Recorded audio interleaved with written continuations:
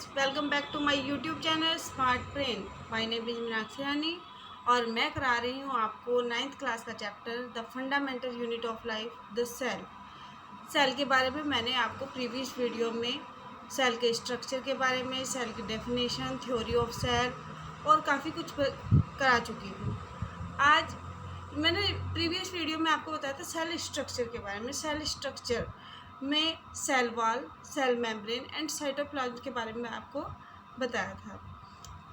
और एक most important topic cell structure का है, वो है nucleus. What is nucleus? Nucleus क्या होता है? न्यूक्लियस को हम कंपैरिजन कर सकते हैं ह्यूमन ब्रेन से। जिस तरह से ह्यूमन ब्रेन होल बॉडी को कंट्रोल करता है, ऐसे ही न्यूक्लियस भी जितने फंक्शन सेल के अंदर होते हैं उनको कंट्रोल करता है। हम कह सकते हैं कि जैसे एक बॉडी के अंदर, ह्यूमन के अंदर एक ब्रेन काम कर रहा है, तो सेल न्यूक्लियस को भी सिमिलरली न्यूक्लियस भी एक सेल का ब्रेन ही है। ओके, न्यूक्लियस कैसा होता है? डबल लेयर्ड होता है। इसमें 2 लेयर होती हैं जो कि पोरस होती है। उसमें पोर्स होती हैं जो साइटोप्लाज्म और न्यूक्लियस के बीच में मटेरियल को ट्रांसफ़र करते हैं। न्यूक्लियस के अंदर क्रोमोसोम्स पाए जाते हैं। वो क्रोमोसोम्स डीएनए और प्रोटीन के बने होते हैं। क्रोमोसोम्स में जेनेटिक मटेरियल होता है। देन अब आ जाते हैं हम सेल ऑर्गेनेल्स पर। सेल में कौन कौन से ऑर्गेनेल्स पाए जाते हैं? सेल ऑर्गेनेल्स में आता है बेटा endoplasmic reticulum. Endoplasmic reticulum 2 types के होते हैं, एक स्मूथ एंडोप्लाज्मिक रेटिकुलम और एक रफ एंडोप्लाज्मिक रेटिकुलम। जो रफ एंडोप्लाज्मिक रेटिकुलम होते हैं वो प्रोटीन का सिंथेसिस करते हैं।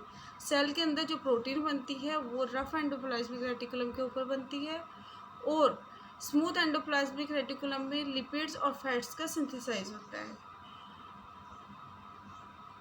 एंडोप्लाज्मिक रेटिकुलम एक स्केलेटल का भी काम करता है, सेल के लिए एक स्केलेटल का भी काम करता है। पूरे सेल में वो एक नेटवर्क के रूप में फैले हुए होते हैं, जिससे सेल को प्रॉपर स्ट्रक्चर मिल पाता है।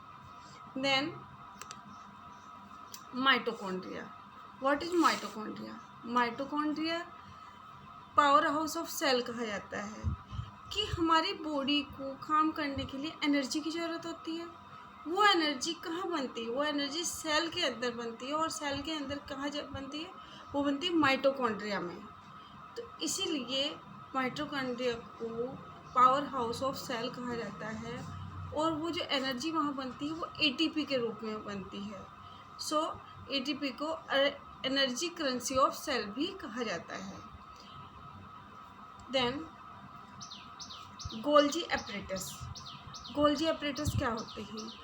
Consist system of membrane bound vesicles. ये एक सिस्टम से बने होते हैं, मेम्ब्रेन बाउंड वेसिकल्स होते हैं जिनको सिस्टर्नी कहा जाता है। ये लाइसोसोम की फॉर्मेशन में हेल्प करते हैं। जो इसमें प्रोटीन बनता है, जो प्रोडक्ट तैयार होता है, उसका मॉडिफिकेशन भी गोल्जी एपरेटस के अंदर ही होता है।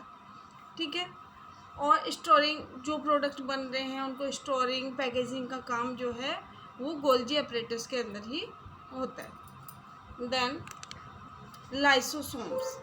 What is lysosomes? लाइसोसोम बनते हैं गोल्जी एपरेटस में। अभी मैंने आपको बताया था कि जो गोल्जी एपरेटस है उसमें लाइसोसोम का फॉर्मेशन होता है।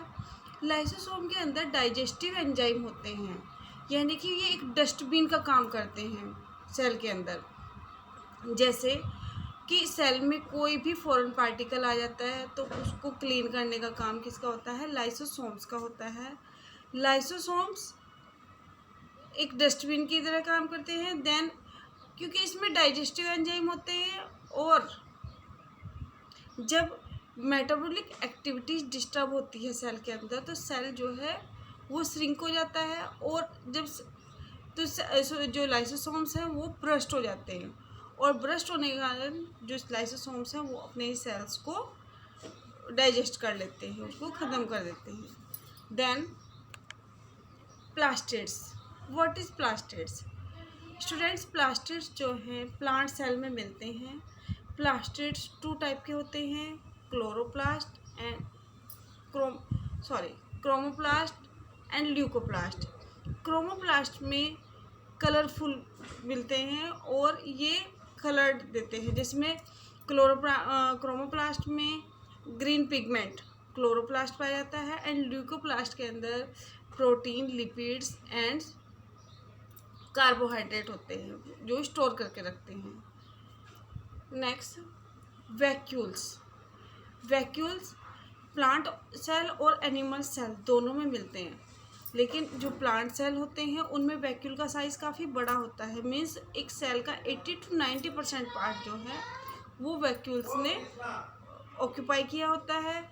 उससे सेल जो है वो काफ़ी, उसकी टर्जिडिटी जो होती है वो काफ़ी बढ़ जाती है सेल।